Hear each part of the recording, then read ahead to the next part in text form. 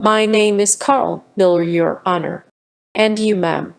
My name is Jessica Smith, Your Honor. All right, Mr. Miller. What is your claim today? Your Honor. Miss Smith here. She owes me $450 for a pet deposit for my apartment. A pet deposit. Is that right? And why do you believe she owes you this money? Because, Your Honor, she moved into my apartment, and she had a cat. And the apartment building requires a $450 deposit for any pet. I told her that. I have it in a text message. She said she would pay it, but she never did. Ms. Smith, did you move into an apartment with a cat? Yes, Your Honor. I did. It was my cat. He's very sweet. He never caused any problems. And did you agree to pay a pet deposit? I don't remember exactly, Your Honor. He mentioned it. But it was just a verbal thing. We were friends. I didn't think he would hold me to it. I thought it was more of a formality. Because the cat, he's so small. He doesn't do anything. He doesn't scratch. He doesn't go on the furniture. He's a very well-behaved cat. Irrelevant. What a cat does or does not do is not the issue here. The issue is whether you agreed to pay the deposit. And if you did you pay it?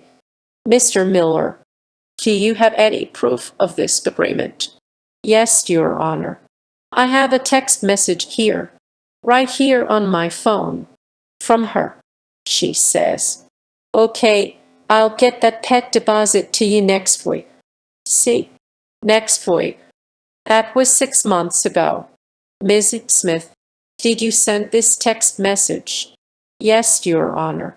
I might have, but I meant it as I would try to. I didn't have the money at the time. He knew that. He knew I was short on cash. And I thought we were friends. I thought he would understand. Ms. Smith, a text message is a written agreement. It is not just a casual conversation. It is the promise.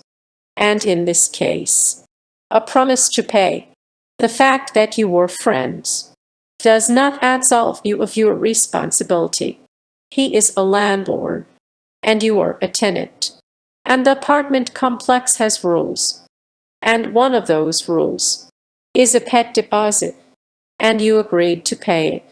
Now, as for the cat not causing any damage, that's not the point of a deposit. A deposit is to cover potential damage, net damage that has already occurred. It is a precautionary measure, a just in case. The cat could have, at any time, scratched the floor, or the walls, or stained the carpet, and the deposit would have been there to cover that. Mr. Miller, is the deposit refundable if the cat causes no damage? Yes, Your Honor. It is. I told her that too. If she had paid it, and the cat hadn't caused any damage, she would have gotten the money back when she moved out. Ms. Smith, your friendship with Mr. Miller is not a legal defense. Your lack of funds is not a legal defense.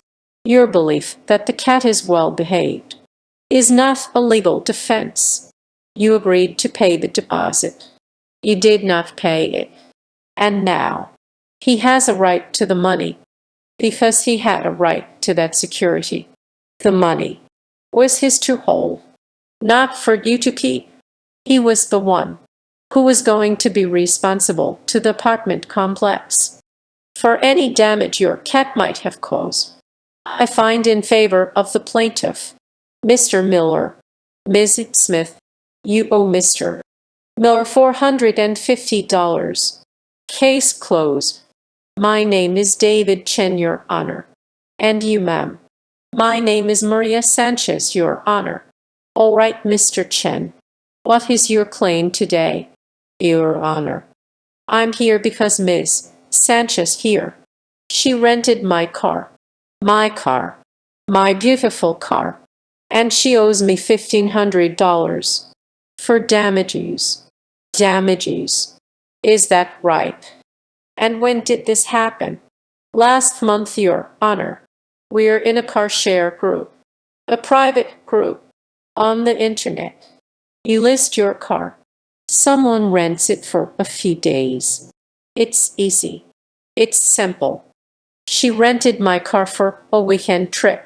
A trip out of town. And when she brought it back, it was a disaster. A disaster. And what was the nature of this disaster? The front bumper. It was cracked. A big crack. And the side mirror. It was completely gone. Just a broken mess of wires. And the hood. It was dented. Like something fell on it. Or like someone hit it. She said she didn't know what happened. She said it was like that. When she got the car. Ms. Sanchez, what do you have to say about this? Did you rent Mr. Chen's car? Yes, Your Honor. I did. It was a nice car. A Honda Accord. It was great for the trip. But when I got it, it was already a little beat up. There were scratches and dings on the side. I pointed them out to him before I left. We even took a picture. Mr. Chen, is that true? Did you and Ms. Sanchez take a picture of the car? Yes, Your Honor. We did. But the picture, it only shows the passenger side.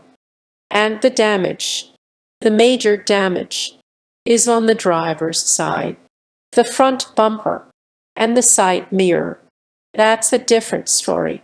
That wasn't there before. The car was perfect.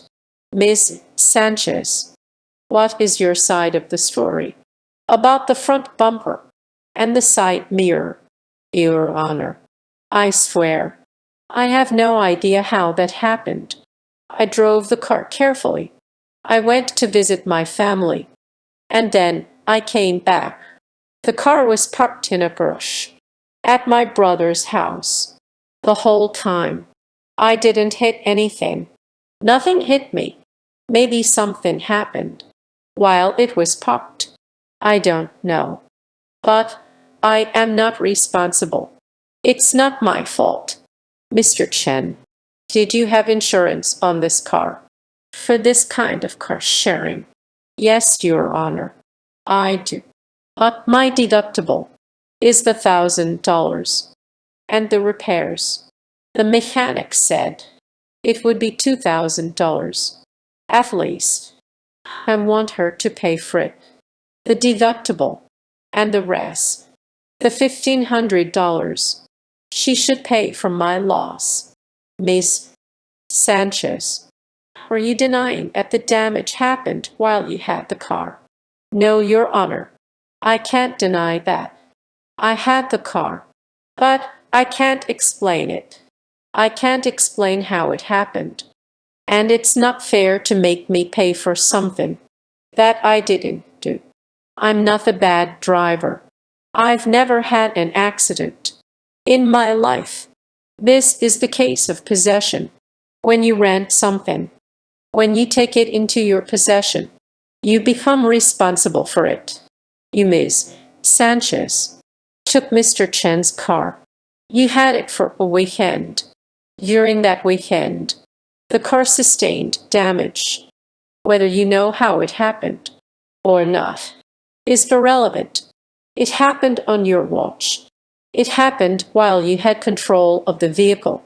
It is your responsibility. It is your problem, not his. Mr. Chen, you should have had a better system. You should have taken a picture of every side of the car before handing over the keys. You trusted her word, and she trusted her memory.